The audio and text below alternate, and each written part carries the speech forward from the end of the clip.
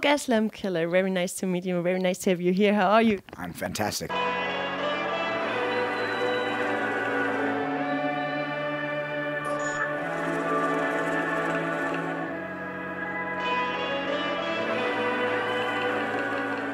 The last time I saw you was on the Melt Festival, and you did a very energetic show. It was full of energy. And did you enjoy it? Of course, yeah. Melt Festival was very fun this year. Yeah. At the beach, it was very nice. Yeah, very nice atmosphere. Selector stage, that was fun.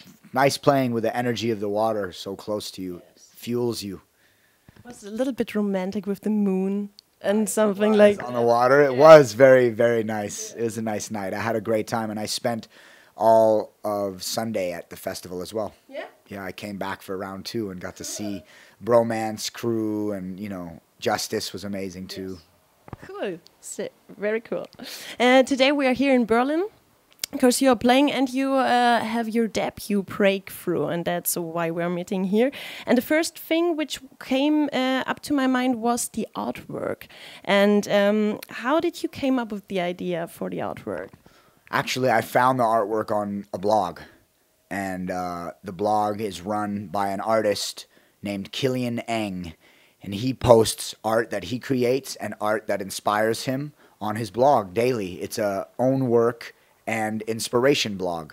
So I would go to his blog back in the MySpace days and see these images and be so impressed and amazed. And so I got a hold of him through the blog, and I said, hey, I would love to license some of these images for my work. And he said, sure, let's work out a deal. And so I paid him with PayPal, and he sent me the high-res images and told me, God bless, good luck. And then 2 years later, I finished the music that would be perfect. I felt that the art would be perfect for the music that I had finished. I am a nightmare walking. I am a nightmare walking. I am a nightmare walking. I am a nightmare walking. I am a night. I am a night. I am a night. I am a night. I am a night. I am a night. I am a nightmare walking. I also think this artwork is transporting something which can be seen as a message for your album, because on the one hand it reminds me of Terminator because of this robot hand and this human hand. So on the one hand you are doing sampling, but on the other hand it's also a mechanical thing. So there's a symbiotic thing, or? Yes, I agree. That's very interesting you say that. I feel like the half man, half machine thing could reflect the use of computers and drum machines in my live shows, but the human element represents the natural, organic sounds that I have all over Breakthrough. Yeah. It's almost all live drums, live analog synthesizers. The only drum machine that was used was Moon Tribe, this little tiny drum machine, which is also analog, in my opinion. I think it's pretty analog. But it also means the electronic haze is all the noise blocking out the frequency of truth that all of us are trying to hear. And listen to our inner voice, listen to your heart, and it will take you where you need to go. I need a fix 'cause I'm going down, down to the bits that I left uptown.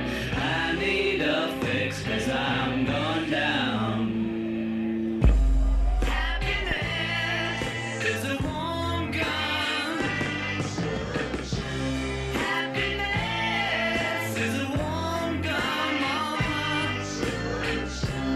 When I hold you in my arms. The Gaslamp Killer sound is always known or labeled with much musical genres. So is it your goal to confuse a little bit, or is it your way of creativity? I feel like I'm not only here to entertain, but I'm here to educate with my performances and as well as the music. I feel like a lot of people are sounding the same, and I think it's because they get excited by a trend and want to pursue similar sounds to what's going on in the world. Stay current, if you will. But the best albums are still from the 60s and 70s, and you know, there's a few great ones from our generation, but I'm still looking to the past to find my happiness through art and music and film and literature, and creative energies in those moments were very special. It was a very special time for music and art in humanity. So I feel like my music has to reflect that old, organic, soulful, psychedelic expression, as well as try and be current. And hopefully the kids will get it, you know, but it's definitely Breakthrough doesn't sound like anything out right now, and it sounds like a progression of Deathgate and My Troubled Mind. It sounds like me getting a little better at what I'm doing, and it has a ton of guests on it that are helping me create my sound, further elaborate on my sound. So you spoke about your sound, and I think Breakthrough is a sound mixture. It's typically for you. There are sitar samples, there are organ sounds, funk break, synthes, psychedelic rock. But could you tell me what's the most influence for you? I think rock and roll and hip hop together, because rock and roll, the whole psychedelic backwards guitar, super wet reverb, crazy tape delays, muffled vocals going in reverse, you know what I mean? The way that they were free in the rock and roll, and the way they used effects to make everything trippy. I love that so much. But then the other side of me comes from hip-hop, b-boying, graffiti, rapping, and DJing. And those things, those four elements helped shape who I am as a person and as an artist. And so they both have a huge influence on me and my sound. Obviously, I love Middle Eastern sounds, and I love Indian sounds. I love Asian sounds. I love African sounds. I love Italian sounds. I love Greek sounds. I love Spanish sounds, Mexican sounds. I have so many different things that I like. But certain aspects weave things together. And I just like the arrangements in certain songs and the sound of the instruments on other songs. And so there's so much influencing me all the time. I can't give it to any one thing. But I would say that the energy and style of psychedelic rock and hardcore hip-hop, that's what really influenced me and still does to this day.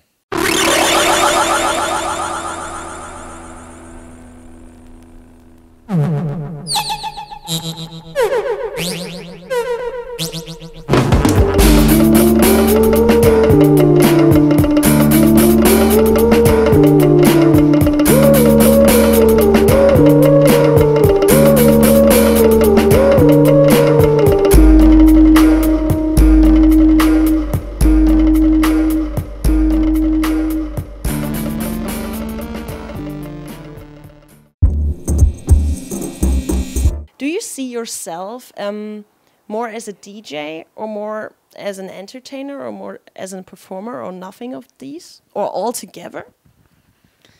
I grew up battling. In hip-hop, you had to be better than your friend.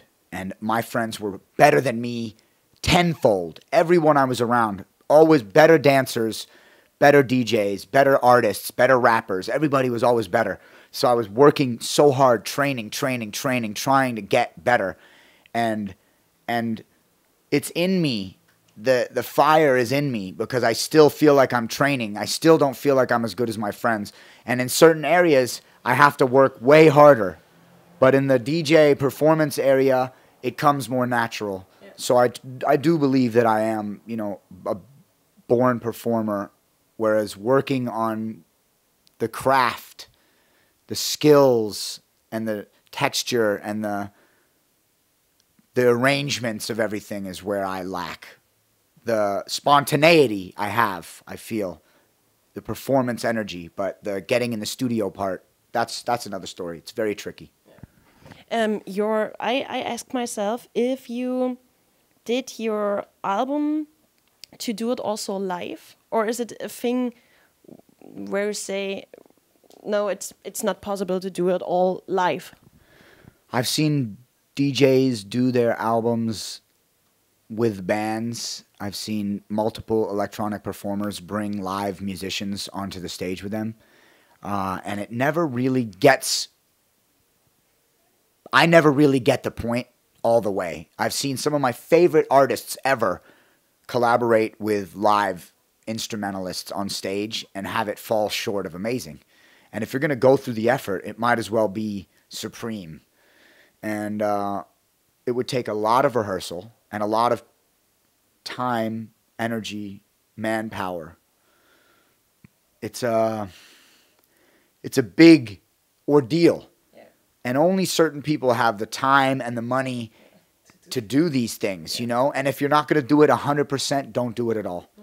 So, for instance, I have a record release party coming up. I'll probably do one song off the album live because I can in that moment. I feel like I could pull it off. But that's it. I'm not going to try and say, new album with tons of musicians. I'm bringing them all on a flight with me to your country. No, not going to happen. Yeah. Just enjoy the record for what it is, and when I go perform, it'll just be me, my computer, and my iPad, and that's it. And the turntables, you know? Get well seasoned, man. We love you. Thank you for being so awesome.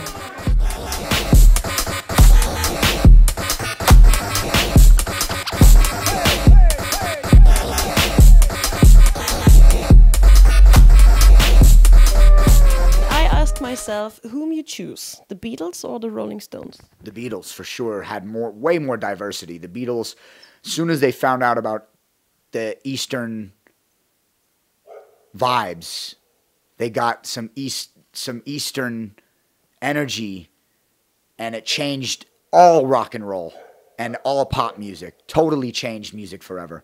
And the Beatles, even though in the earlier career, I would choose the Rolling Stones because it was more savage, more raw. The Beatles were very perfect. Yeah. Pop. Yeah.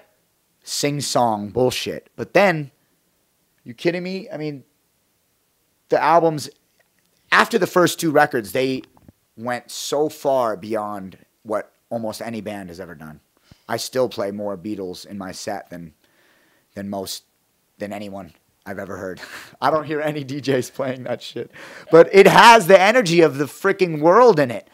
It could be 50 years old and it still makes you go, yeah, this is my shit. And it makes everybody feel it. Maybe not in 10 years. It might not work anymore. But right now, the kids that I'm playing for, they still go, oh yeah, oh. Good old stuff. Exactly. Cool. And my last question. I've heard you've been a part of the punk scene. Is it right? My sister was a promoter for rock, punk, ska, any kind of live bands. My big sister was a promoter in San Diego for that kind of stuff. So she used to bring me to a lot of different shows growing up. And anywhere from... we went to so many different kinds of shows. So many different shows growing up in San Diego. And the Locusts were a huge influence on me, but as well as Nine Inch Nails on the total opposite side of that kind of hardcore vibe. She would take me to all these concerts and just let me choose what was my favorite stuff. My sister, my big sister, God bless her, she's a really awesome chick. But I wouldn't say I was ever a punk rocker. Okay. This is when I was 11, 12 years old. She was taking me to shows, and this is what she was into, so that's what I was into. Yeah. It was my big sister, you know.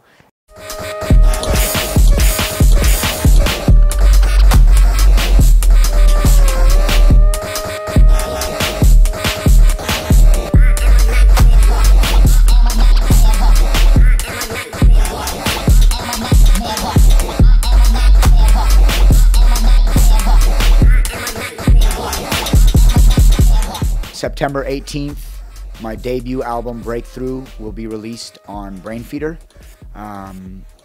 It's coming out on the 17th in Europe and on the 18th in America, September. Cop it.